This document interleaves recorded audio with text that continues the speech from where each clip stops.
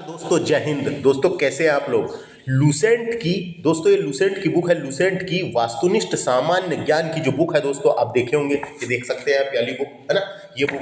तो इसको मैं डिस्कस कर रहा हूं दोस्तों। तो इसमें हम आज ये सब वाले टॉपिक को डिस्कस कर रहे हैं दोस्तों। विविध को डिस्कस करेंगे। इसमें जो लास्ट में विविध वाले टॉपिक दिए हुए हैं दोस्तों, जैसे कि इसमें शब्द संक्षेप, अंतर्राष्ट्रीय दिवस, प्रसिद्ध पुस्तकें, पुरस्कार और भारत के राष्ट्रीय प्रतीक, ये सबको डिस्कस करेंगे। लेकिन ये इस लेक्चर में मैं सिर्फ इसको डिस्कस करूंगा दोस्तों, है ना। तो इस लेक्चर में हम दोस्तों विविध को डिस्कस करेंगे, है ना। तो आइए शुरू करते हैं दोस्तों। देखिए ये लिखा हुआ है, ये विविध स्टैटिक जीके दोस्तों, जो वनडे एग्जाम, जितनी भी वनडे एग्जाम होती है सब में आपको काम आएगा। जो भी कंपटीशन एग्जाम में ऐसे डायरेक्ट वनडे एग्जामों में ऐसे क्वेश्चन पूछ लिए जाते हैं, और स्टेट पीसीएस, रेलवे, एसएससी सब में पूछे जाते हैं दोस्तों। तो देखो पहला क्वेश्चन देखते हैं। इसमें शब्द संक्षेप दिया हुआ है, तो इसके बारे में हम डिस्कस करेंगे। पहला क्वेश्चन देखते हैं। इसको मैं थोड़ा सा बड़ा कर लेता हूँ, जिसमें आपको देखने में आसानी जाए, है कि नहीं। तो बोलेंगे पहला क्वेश्चन है, नाबार्ड का पूर्ण रूप बताइए। तो नाबार्ड क्या है दोस्तों, नाबार्ड का पूर्ण रूप बताइए करके देखो एसएससी 2015 में क्वेश्चन आया है, और आगे भी पूछा जाता रहेगा। तो आपको जानकारी के लिए बता दूं, इस 4 ऑप्शन दिए हुए हैं। तो नाबार्ड क्या है, आपको जानकारी के लिए बता दूं, नाबार्ड यानी राष्ट्रीय कृषि और ग्रामीण विकास बैंक, इसका हिंदी नाम है राष्ट्रीय कृषि और ग्रामीण विकास बैंक है।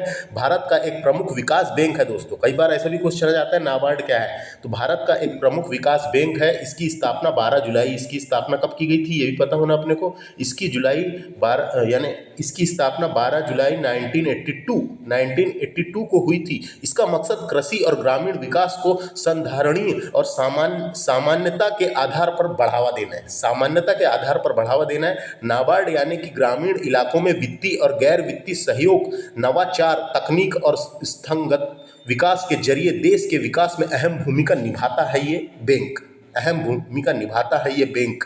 तो इतनी चीज मैंने बता दिया, है ना। तो नाबार्ड पर पूरी तरह से भारत सरकार का स्वामित्व है, इतना याद रखना है। नाबार्ड का प्रधान कार्यालय मुंबई में है। कभी क्वेश्चन आ सकता है इसका कार्यालय कहाँ पर है ना, मुंबई में है, याद रखना है। नाबार्ड के 31 क्षेत्रीय कार्यालय भी है और 4 प्रशिक्षण संस्थान भी हैं। तो इतनी सारी चीज़ें मैंने आपको बता दिया। अब अपन बात करते हैं क्या क्वेश्चन पूछा है। तो नाबार्ड का फुल फॉर्म पूछा है दोस्तों। तो the full form of NABARD is national bank of agriculture and rural development. जो मैंने बोला देखो, national bank of agriculture and rural development, ये है दोस्तों इसका फुल फॉर्म। हिंदी में बोलते हैं राष्ट्रीय कृषि और ग्रामीण विकास बैंक, इतना याद रखना। पहला क्वेश्चन खत्म। अगला है इंटरपोल से तात्पर्य क्या है। तो इंटरपोल क्या है, तो इंटरपोल यानी कि इसको हिंदी में बोलते हैं अंतर्राष्ट्रीय आपराधिक पुलिस संगठन। अंतर्राष्ट्रीय आपराधिक पुलिस संगठन है, दुनिया का सबसे बड़ा अंतर्राष्ट्रीय पुलिस संगठन है ये, है ना। अंतर्राष्ट्रीय पुलिस संगठन है। यह एक अंतर सरकारी संगठन है दोस्तों। इसमें जो है, इसमें 196 सदस्य देश हैं दोस्तों। इंटरपोल का मकसद दुनिया को सुरक्षित बनाना है। इसके लिए यहाँ अपराधों और अपराधियों से जुड़ी जानकारी साझा करता है। पुलिस को तकनीकी और परिचालन सहायता देता है दोस्तों। ये परिचालन सहायता देता है, ये याद रखना है। इंटरपोल की स्थापना 1923 में की गई थी, इतना याद रख सकते हैं आप। इसे पहले अंतर्राष्ट्रीय आपराधिक पुलिस आयोग के नाम से जाना जाता था। इसका मुख्यालय कहाँ है ये भी पता होना। इंटरपोल का मुख्यालय फ्रांस के लियोन शहर में स्थित है। फ्रांस के लियोन शहर में स्थित है, इतनी चीज याद रख सकते हैं आप बस। तो यहाँ पे क्या बोला है, इंटरपोल से तात्पर्य क्या है, तो इसके इंटरपोल से तात्पर्य है इंटरनेशनल पुलिस, ये याद रखना है। नेक्स्ट है एलईडी। एलईडी निम्न में से किसका संक्षिप्त रूप बताना है, यानी एलईडी का फुल फॉर्म बताना है। तो एलईडी का फुल फॉर्म होता है लाइट इमिटिंग डायोड। यह एक अर्धचालक प्रकाश स्रोत होता है दोस्तों, जो बिजली की मात्रा मिलने पर प्रकाश उत्सर्जित करता है और हमें दिखाई पड़ता है। एलईडी की शुरुआत 1960 के दशक से हुई थी, है ना। 1960 के दशक से हुई थी। एलईडी का इस्तेमाल घड़ी हो गया, टेलीविजन, एलईडी टीवी आ गई है, कैलकुलेटर, रेडियो जैसे कई इलेक्ट्रॉनिक सामान यानी गैजेटों में किया जाता है दोस्तों। एलईडी जो है ये प्रकाश ऊर्जा की बचत करता है। 80% से ज़्यादा कुशल है, या 80% कुशल है। प्रकाश ऊर्जा, कम मात्रा में ऊर्जा लगती है इसको एलईडी में। तो ये समझ में आ गया इसका। नेक्स्ट बात करेंगे एसएमएस तो अपने मोबाइल में आया ही होगा। अब तो एसएमएस का जमाना नहीं है, व्हाट्सएप का जमाना है। एसएमएस का फुल फॉर्म क्या है करके क्वेश्चन आता है। एसएमएस का संक्षिप्त नाम, इसका नाम होता है दोस्तों short message service. Short messaging या मैसेज वही है, मैसेजिंग या मैसेज सर्विस है ना, शॉर्ट मैसेजिंग सर्विस होता है। यह एक संचार प्रोटोकॉल है दोस्तों। एसएमएस क्या है? यह एक संचार प्रोटोकॉल है जिसमें मोबाइल उपकरण के बीच पाठ्य संदेश भेजने के लिए डिजाइन किया गया था। इसको आप सेलुलर संचार के सक्षम किसी भी डिवाइस के माध्यम से एसएमएस का उपयोग कर सकते हैं। इसमें जिसमें इंटरनेट एक्सेल वाले स्मार्टफोन और कंप्यूटर शामिल होते हैं, उसमें उपयोग होता है एसएमएस का। नेक्स्ट है WAT, वेट का विस्तार रूप क्या है बताना है अपने को। वेट को हिंदी में बोलते हैं दोस्तों मूल्य वर्धित कर, है ना, value added tax. Value added क्या ऑप्शन इसका होगा? एडवांस, एडिशन एंड ये होएगा दोस्तों वैल्यू एडेड, ये एडिड टैक्स ये होएगा, है ना। पहला वाला ऑप्शन सही हो जाएगा इसका, वैल्यू एडेड टैक्स। तो क्या है? एक प्रकार का कर है दोस्तों, या वस्तु और सेवा कर है, वस्तु कर या सेवा कर इसके अंतर्गत आता है दोस्तों। अब तो गुड्स एंड सर्विस टैक्स आ गया, GST, है ना। तो बस इतना याद रखना है, इससे इसका ऑप्शन पहला हो जाएगा। इसका फुल फॉर्म पूछा जा सकता है। यह एक बहुस्तरीय कर है दोस्तों। यह एक क्या है? VAT बहुस्तरीय कर है जिसमें हर बिक्री बिंदु पर खरीदी पर चुकाए गए कर को वसूलने का प्रावधान वेट करता है, वैल्यू एडेड टैक्स। नेक्स्ट है RBI की बात करते हैं अपन। RBI का फुल फॉर्म पूछा है यहाँ पे, तो RBI का फुल फॉर्म सबको पता है, रिजर्व बैंक ऑफ इंडिया होता है दोस्तों। रिजर्व बैंक ऑफ इंडिया, इसको अंग्रेजी में रिजर्व बैंक ऑफ इंडिया कहते हैं। भारत का एक केंद्रीय बैंक है, ये भारत का एक केंद्रीय बैंक है और यह भारत के सभी बैंकों का संचालन करता है ना। भारत के सभी जितने भी बैंक है उनका संचालन करता है। रिजर्व बैंक भारत की अर्थव्यवस्था को नियंत्रित करता है। इसकी स्थापना कब की गई थी अपने को पता होना, एग्जाम में कई बार पूछा जाता है। 1 अप्रैल है दोस्तों, गड़बड़ नहीं करना, 1 अप्रैल 1935, है ना, 1 अप्रैल है, अप्रैल, है ना।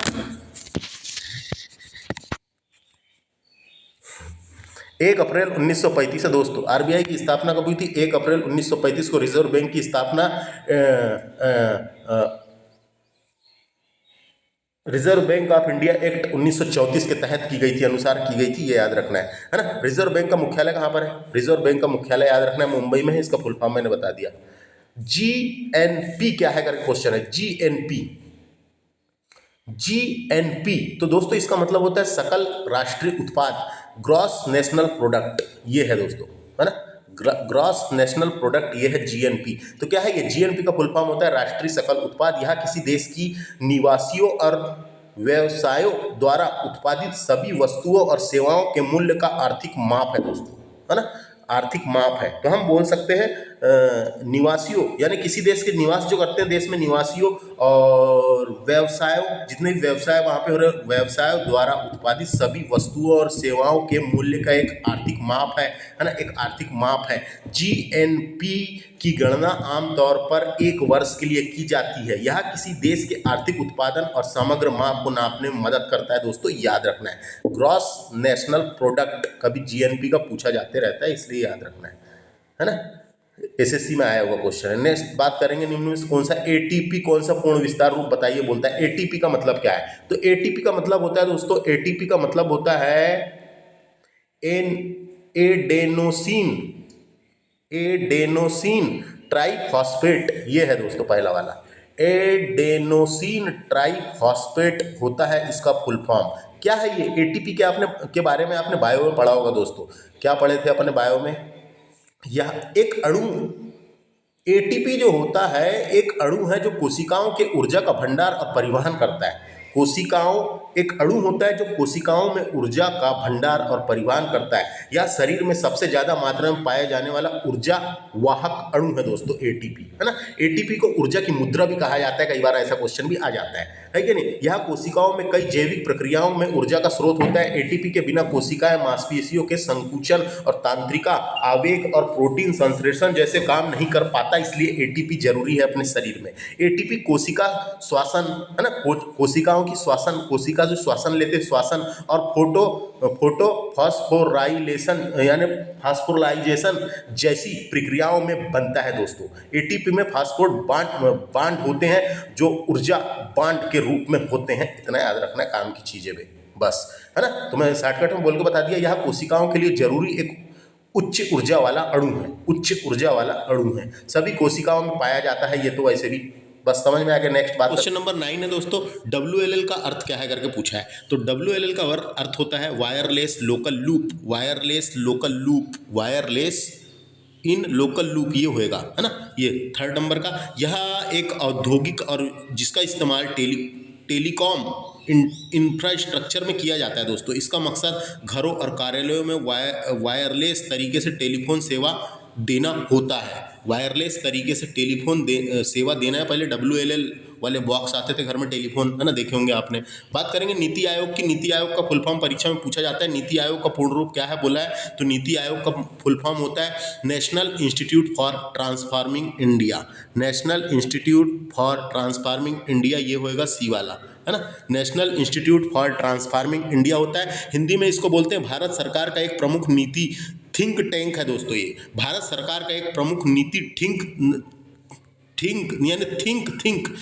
टैंक है। यह केंद्र और राज्य सरकार को नीति से जुड़े सलाह देता है। नीति आयोग की स्थापना 1 जनवरी 2015 को की गई थी, ये पता होना अपने को, है ना। 1 जनवरी 2015 को की गई थी, ये याद रखना है ना, आते रहता है। उसके बाद नीति आयोग का गठन केंद्रीय मंत्रिमंडल के प्रस्ताव के जरिए किया गया था दोस्तों, है ना। इसका जो गठन है नीति आयोग का गठन केंद्रीय मंत्रिमंडल के प्रस्ताव के जरिए किया गया था। नीति आयोग भारत सरकार की दीर्घकालीन नीतियों और कार्यक्रमों के लिए योजना विकास करता है, इतना याद रखना है। इसका हिंदी में नाम होता है राष्ट्रीय भारत परिवर्तन संस्थान, है ना, परिवर्तन संस्थान।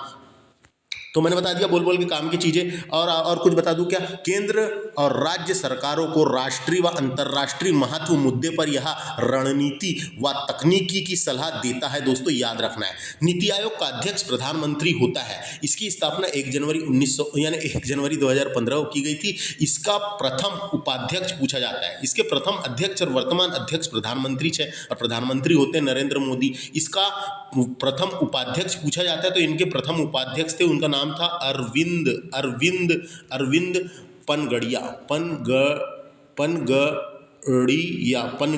प्रथम थे। इसके बाद राजीव कुमार बने थे दोस्तों। राजीव कुमार दूसरे उपाध्यक्ष बने थे। फिर राजीव कुमार ने इस्तीफा दे दिया और डॉक्टर सुमन के बेरी वर्तमान इसके उपाध्यक्ष है। डॉक्टर सुमन के बेरी वर्तमान इसके उपाध्यक्ष है। बात करेंगे इसके CEO की, है ना। इसके प्रथम CEO कौन थे, क्वेश्चन आता है, उनका नाम था अमिताभ कांत। ये नहीं, अमिताभ कांत वर्तमान में है। इसके प्रथम CEO कौन थे, ये आप लोग देख लेना एक बार, है ना। बस इतनी चीजें बताया नहीं, इसके प्रथम CEO याद आ गया मेरे को, जिसका नाम था सिंधु श्री खुल्लर प्रथम CEO थे। वर्तमान में अमिताभ कांत है, और उनके बाद भी कोई बदल गए हैं, वो आप लोग देख लेना। काम की चीज मैंने बता दिया, कब स्थापना हुई, क्या हुई, ऐसे क्वेश्चन आते हैं।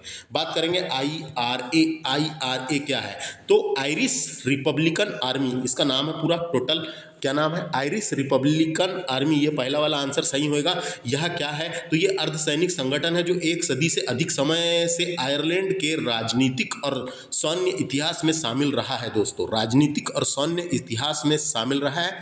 आयरिश संगठन है एक प्रकार का, ये एक रिपब्लिकन अर्धसैनिक संगठन है। इसका फुल फॉर्म होता है आयरिश रिपब्लिकन आर्मी, याद रखना है। बात करेंगे पेन की, PAN, पेन का फुल फॉर्म क्या होता है अपने को पता होना, तो personal account number, permanent account number, ये पहला वाला सही होगा।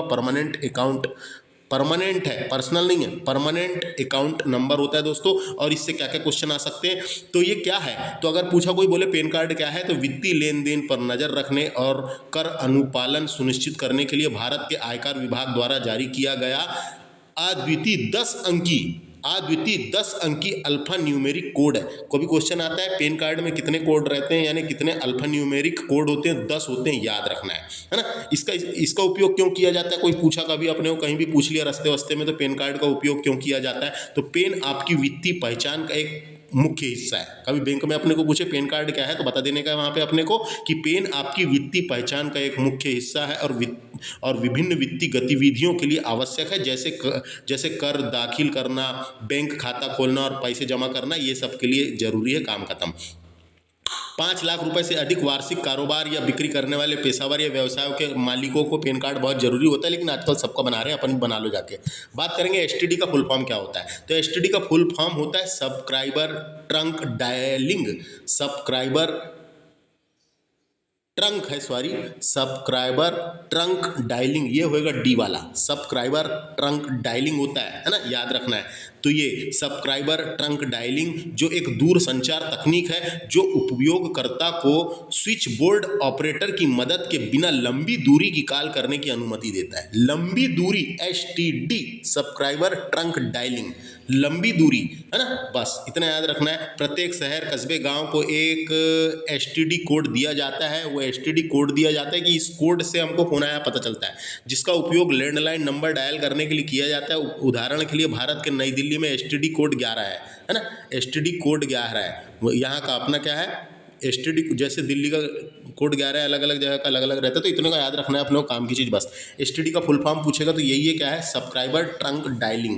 बात करते हैं नेक्स्ट, बात करेंगे CNG का फुल फॉर्म क्या होता है। तो आपको जानकारी के लिए बता दूं, कॉम्प्रेस्ड नेचुरल गैस। कॉम्प्रेस्ड कहाँ लिखा है, कॉम्प्रेस्ड नेचुरल गैस होता है। इसको अपन कॉम्प्रेस्ड नेचुरल गैस होता है, यानी कि हम बोल सकते हैं कॉम्प्रेस्ड नेचुरल गैस, यानी CNG एक प्राकृतिक गैस है जिसे दबाव में रखकर ईंधन के रूप में इस्तेमाल किया जाता है। दबाव में रखकर उसको दबा दबा के भरते हैं। CNG एक प्राकृतिक गैस है जिसे दबाव में रखकर ईंधन के रूप में इस्तेमाल किया जाता है। CNG को, यानी CNG के वाहन चलाओ दोस्तों, तो इससे प्रदूषण कम होता है, बिल्कुल कम प्रदूषण होता है। CNG का इस्तेमाल बिजली उत्पादन और घरों में खाना पकाने के लिए भी किया जा रहा है, पता है आपको, है ना, किया जा रहा है। उसके अलावा अपने को पता होना, संपीड़ित प्राकृतिक गैस CNG को पेट्रोल और डीजल जैसे अन्य जीवाश्म ईंधनों की तुलना में स्वच्छ ईंधन माना गया। कभी क्वेश्चन आता है कौन सा स्वच्छ इंजन है, तो यानी इंजन नहीं, ईंधन है, तो CNG एक स्वच्छ ईंधन है, याद रखना है। यह सस्ता भी होता है और इससे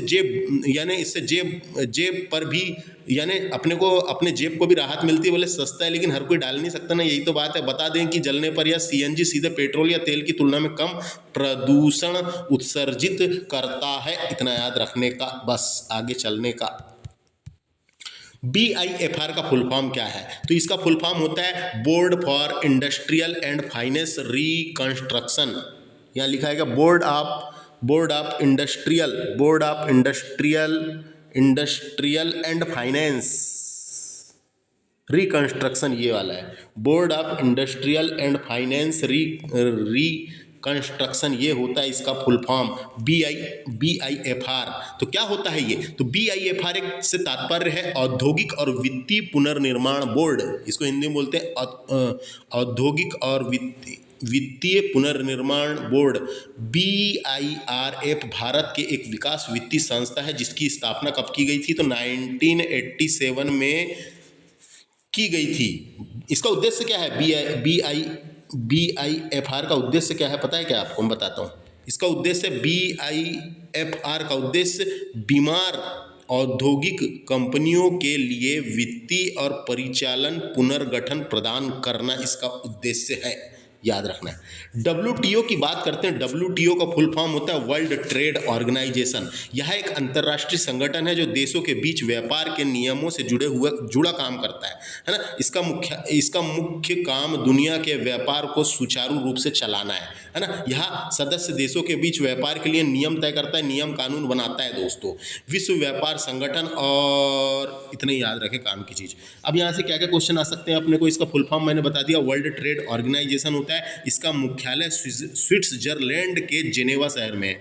जिनेवा शहर में, जिनेवा ही बोलते हैं उसको, जिनेवा शहर में।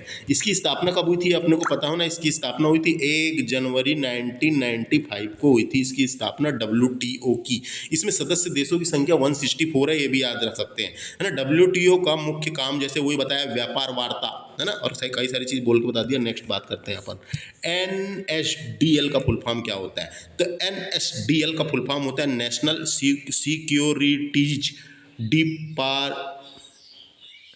डिपॉजिटरी लिमिटेड, है ना। नेशनल सिक्योरिटी, ये आएगा नेशनल सिक्योरिटी डेवलपमेंट नहीं है, नेशनल सिक्योरिटी डिपॉजिटरी लिमिटेड, ये है दोस्तों, ये है इसका फुल फॉर्म, है ना। ये डी वाला ऑप्शन सही होएगा, NSDL, है ना। क्या है ये एक भारतीय केंद्रीय प्रतिभूति भंडार है। इसकी स्थापना 1996 में की गई थी, 1996 में की गई थी मुंबई में, है ना। यह भारत की पहली इलेक्ट्रॉनिक सिक्योरिटीज डिपॉजिटरी है, है ना, डिपॉजिटरी है, ये क्वेश्चन आते रहता है, बिहार एसआई में आया तो अपने को पता होना है ना।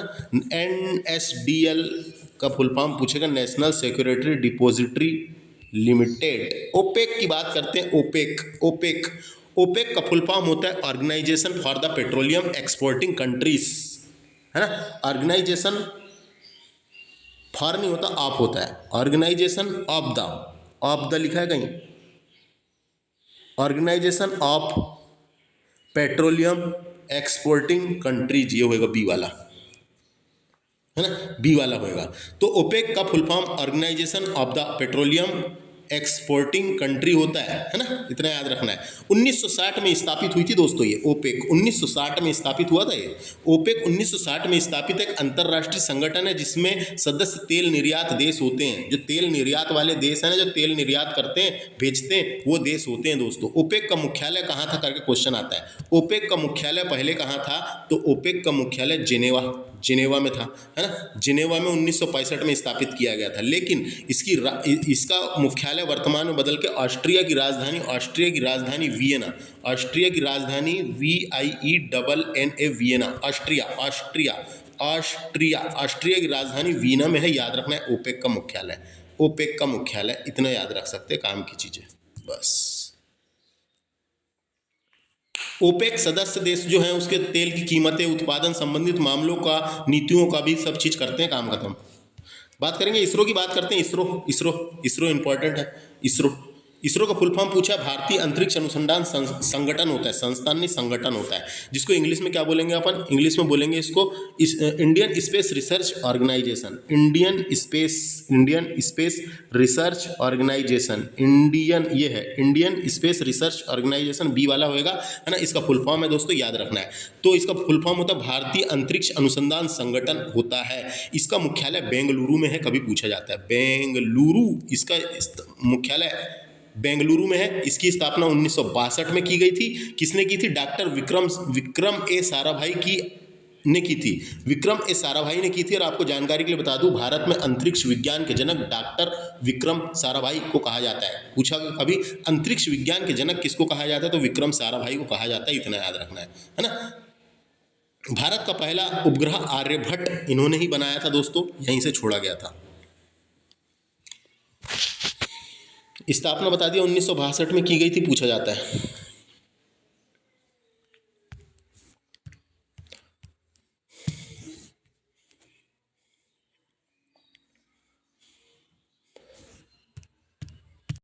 NGT का फुल फॉर्म पूछा है दोस्तों, नेशनल ग्रीन ट्रिब्यूनल होता है, नेशनल ग्रीन ट्रिब्यूनल होता है। MPPSC में आ चुका है क्वेश्चन और कई परीक्षा में आएगा, है कि नहीं। NGT क्या है, तो आपको जानकारी के लिए बता दूं, राष्ट्रीय हरित प्राधिकरण अधिनियम 2010 द्वारा स्थापित किया गया था। 2010 में एक अधिनियम बनाया था, उसके द्वारा 2010 में ही स्थापित किया गया था। भारत में एक राष्ट्रीय हरित प्राधिकरण की स्थापना की गई थी इसके तहत। तो राष्ट्रीय हरित अधिकरण पर्यावरण से जुड़े मामलों को संभालने वाला एक विशेष निकाय है दोस्तों, विशेष निकाय है। इसकी स्थापना 18 अक्टूबर 2010 को की गई थी। कब, 18 अक्टूबर 2010 को की गई थी, हुई थी। यह पर्यावरण संरक्षण, वनों और प्राकृतिक संसाधनों से जुड़े मामलों को सुलझाता है। यह पर्यावरण से जुड़े किसी भी कानूनी अधिकार को लागू कर सकता है दोस्तों। यह पर्यावरणीय नुकसान के लिए मुआवजा व राहत भी देता है। पर्यावरणीय विवादों को सुलझाने के लिए एक विशेष निकाय है दोस्तों ये। NGT को पर्यावरण अदालत भी कहा जाता है, ये पता होना अपने को, है ना। देखिए नेक्स्ट क्वेश्चन है GSLV का फुल फॉर्म क्या होता है करके पूछा है दोस्तों। तो GSLV का फुल फॉर्म होता है geosynchronous satellite launch vehicle, satellite launch vehicle होता है, ये होगा इसका आंसर नंबर पहला। यह भारतीय अंतरिक्ष अनुसंधान संगठन इसरो द्वारा विकसित एक उपग्रह लॉन्चर है। इसका मकसद जियोसिंक्रोनस उपग्रहों को लॉन्च करने की क्षमता हासिल करना है दोस्तों, याद रखना है, इसका आंसर हो जाएगा ये। तो क्या है ये, तो एक लॉन्च व्हीकल है, एक लॉन्च व्हीकल है, याद रखना है। नेक्स्ट क्वेश्चन है DRDO का फुल फॉर्म क्या होता है। तो DRDO का फुल फॉर्म होता है defence research and development organisation. इसको हिंदी में बोलते हैं रक्षा अनुसंधान एवं विकास संगठन। यह भारत सरकार के रक्षा मंत्रालय की एक अनुषंगिक इकाई है दोस्तों। यह देश की रक्षा से जुड़े अनुसंधान दोस्तों डीआरडीओ का फुल फॉर्म मैंने बता दिया, रक्षा अनुसंधान एवं विकास संगठन। यह भारत सरकार के रक्षा मंत्रालय की एक अनुषंगिक इकाई है। यह देश की रक्षा से जुड़े अनुसंधान कार्यों के लिए अग्रणी संस्था है। डीआरडीओ का मकसद भारत को अत्याधुनिक रक्षा प्रौद्योगिकी और प्रणालियों में आत्मनिर्भर बनाना है दोस्तों, है ना। डीआरडीओ की स्थापना कब हुई थी अपने को पता होना कि डीआरडीओ की स्थापना 1958 में की गई थी। और क्या इंपॉर्टेंट है यहाँ से, तो हाँ, है ना, 1 जनवरी 1958 को की गई थी। 1 जनवरी को डीआरडीओ दिवस के रूप में मनाया जाता है, याद रखना है। और इसका जो मुख्यालय है दिल्ली में है। इसका मुख्यालय दिल्ली में है। इसका मुख्यालय कहाँ है? दिल्ली में है, इतना याद रखना है। डीआरडीओ का मुख्यालय दिल्ली में है। और एक क्वेश्चन का भी पूछा जा सकता है, इसलिए बता रहा हूँ, डीआरडीओ का आदर्श वाक्य क्या है। तो इसका डीआरडीओ का आदर्श वाक्य है बलस्य मूलम विज्ञानम। ये इसका आदर्श वाक्य है, याद रखना है। बलस्य मूलम विज्ञानम, इसका अर्थ है शक्ति का स्रोत विज्ञान है। इसका अर्थ होता है हिंदी में शक्ति का स्रोत विज्ञान है। इसका आदर्श वाक्य है, याद रखना है। नेक्स्ट क्वेश्चन डिस्कस करेंगे, बीएआरसी का फुल फॉर्म क्या होता है। तो बीएआरसी का फुल फॉर्म होता है भाभा परमाणु अनुसंधान केंद्र। भाभा परमाणु अनुसंधान केंद्र होता है दोस्तों। इसको इंग्लिश में बोल सकते हैं भाभा एटॉमिक रिसर्च सेंटर। कहाँ लिखा है? भाभा एटॉमिक रिसर्च सेंटर, ये है भाभा एटॉमिक रिसर्च सेंटर। ये डी वाला ऑप्शन इसका सही होएगा, इसको याद रखना है ना। परमाणु, तो क्वेश्चन आता है दोस्तों कि भारत में परमाणु विज्ञान के जनक कौन है। तो भारत में परमाणु विज्ञान के जनक है डॉक्टर होमी जहांगीर बाबा को परमाणु ऊर्जा का जन्मदाता माना जाता है, याद रखना है इनका नाम, है ना। इसका फुल फॉर्म याद रखना है बस। और कभी पूछा अंतरिक्ष विज्ञान के जनक कौन है करके। अंतरिक्ष विज्ञान के जनक डॉक्टर विक्रम साराभाई को कहा जाता है। डॉक्टर विक्रम अम्बालाल पूरा नाम था उनका, डॉक्टर विक्रम अम्बालाल साराभाई को भारत में अंतरिक्ष विज्ञान का जनक माना जाता है, याद रखना है ना। वे भारतीय अंतरिक्ष अनुसंधान संगठन इसरो के संस्थापक में से एक रहे हैं। 2 चीज़ याद रखें, परमाणु विज्ञान का जनक पूछेगा तो डॉक्टर होमी जहांगीर बाबा, अंतरिक्ष विज्ञान का जनक पूछेगा तो डॉक्टर विक्रम साराभाई को कहा जाता है। नेक्स्ट है यूएनडीपी का फुल फॉर्म बताना है अपने को। तो यूएनडीपी का फुल फॉर्म होता है united nation development programme. United nation development programme, ये आएगा डी वाला, है ना। ये इसका हिंदी में बोलते हैं संयुक्त राष्ट्र विकास कार्यक्रम। यूएनडीपी क्या है करके पूछा कभी, तो इसके कार्यों के बारे में हमको, ये कार्य है दोस्तों यूनाइटेड नेशन डेवलपमेंट प्रोग्राम यानी संयुक्त राष्ट्र विकास कार्यक्रम। यह संयुक्त राष्ट्र संघ की वैश्विक विकास प्रणाली है, जिसकी स्थापना कब की गई थी? 22 नवंबर 1965 को की गई थी। इसका मुख्यालय न्यूयॉर्क शहर में स्थित है।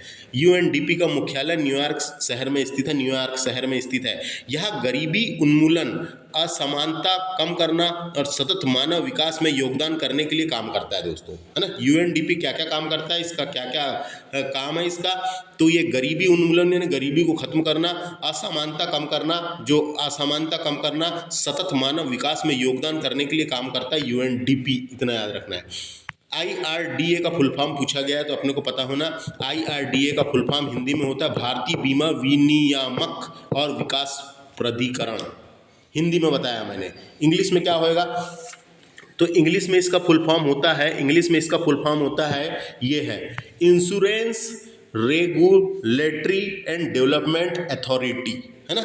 Insurance regulatory and development authority of India, ये है इसका फुल फॉर्म, ये होता है इसका फुल फॉर्म।